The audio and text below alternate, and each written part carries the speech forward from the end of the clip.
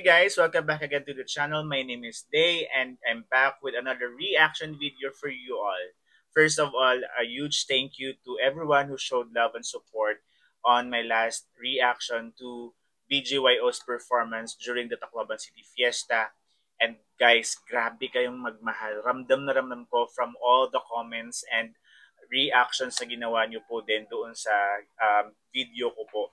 And shout out din sa mga viewers from Leyte and Samar, particularly or especially sa mga taga Tacloban City na nagsa-celebrate ngayon ng kanilang Sangyaw Festival. Today we are back with another solid performance straight from Tacloban City. This time from the one and only Clarice de Guzman, or also known as the pambansang mom ng PBB. And of course, we cannot deny that Clarice is one of the OPM's most powerful vocalists. I'm super excited for this kasi alam naman natin when Clarice performs, it's definitely all out. So, if you were there live or you're a fan of Clarice, please comment below and let's hype this up together. Let's dive right now this performance. Tara, simulan na natin.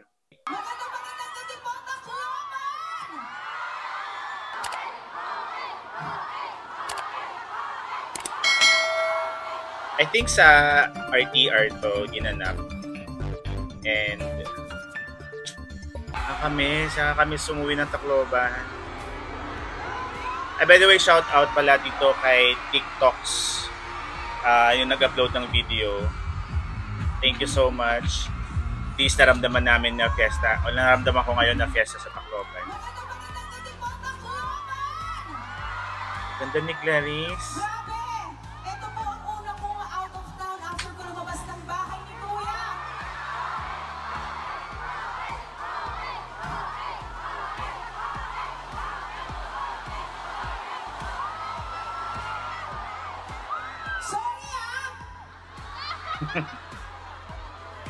Oh, eh! Sabi ko na nga ba eh. Hindi pala nakaabot yung OA na yun. Ako OA nyo talaga kayo mga Tacloban ng Tsareng. So yan. Sino mo ang gusto nyong manalo?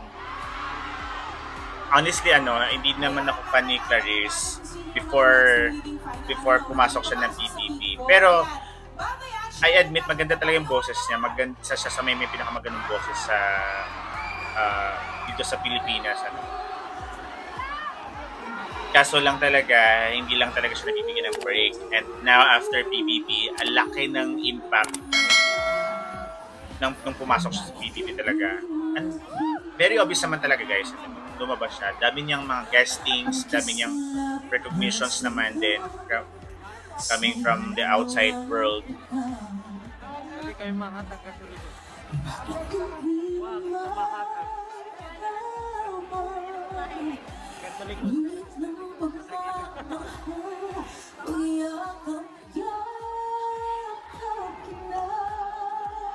Sige mo guys.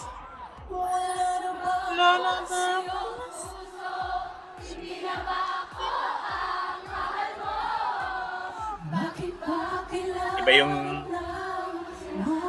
goosebumps, guys.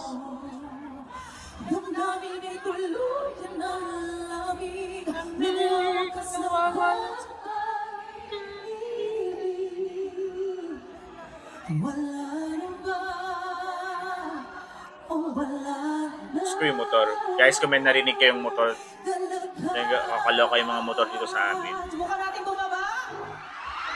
I don't know kung narinig nyo.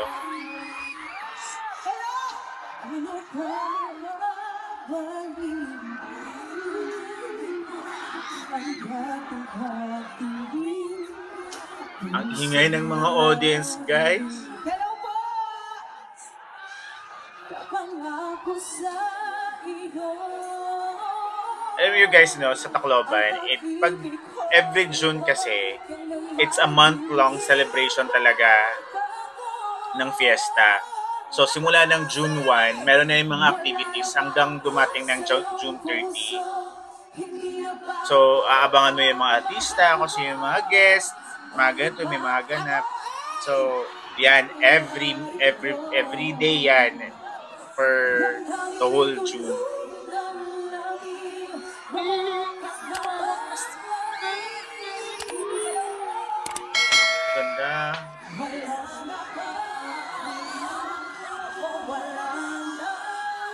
Grabe, dinumog siya ngayon.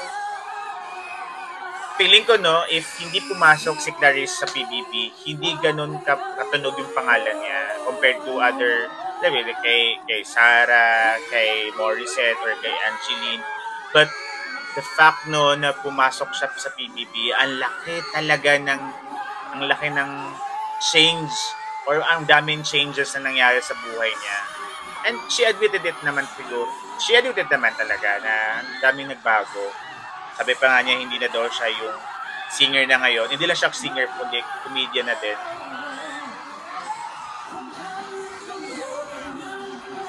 Grabe, ang dami, oh. Ang daming interaction from the crowd.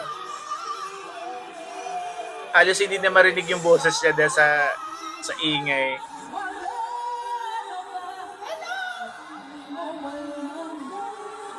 Wala ka na, Clarice. Hindi ka na namin makita. Saan ka na ba? Hello, thank you po.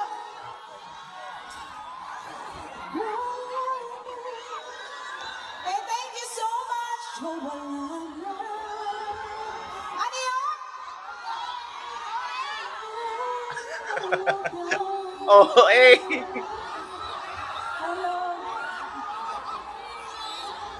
Nasaan na siya?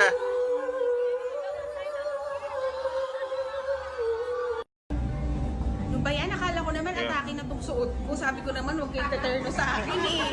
Ah, Ano dito? ay, Ako tinerno at minsan na ako. ay, Ano ba yan? Dali na muna. Ay, yes na! ka-uniform niya pala. Yes, sige, sige, sige, sige.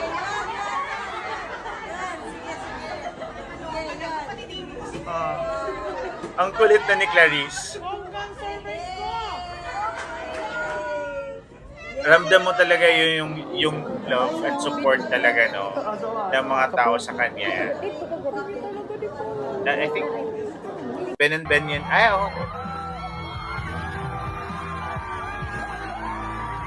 Feeling ko kung ako nandyan din, siguro makikipagpatayan din ako, makita ko lang din si Clarice. In behalf sa mga taga-Tacloban, I'm nagpapasalamat ako na binisita ni Clarice yung city namin. And isang malaking bagay na yon din, or nakaka-proud din yon na isang Clarice ang bumisita din sa Tacloban. So, I hope, no, yung tag nun, yung ingay, yung hype na meron niya si Clarissa na magpatuloy siya. And yun lang naman din. Nakakamiss lang din na mag-celebrate ng fiesta din sa Tacloban. Guys, if you have recommendations or anything na gusto niyo pa-react po sa akin, don't forget na lang din i-comment nyo na lang dyan sa comment section. And also, please guys, do subscribe this channel para tuloy-tuloy pa din tayo na magkakasama sa susunod natin mga videos. Bye-bye!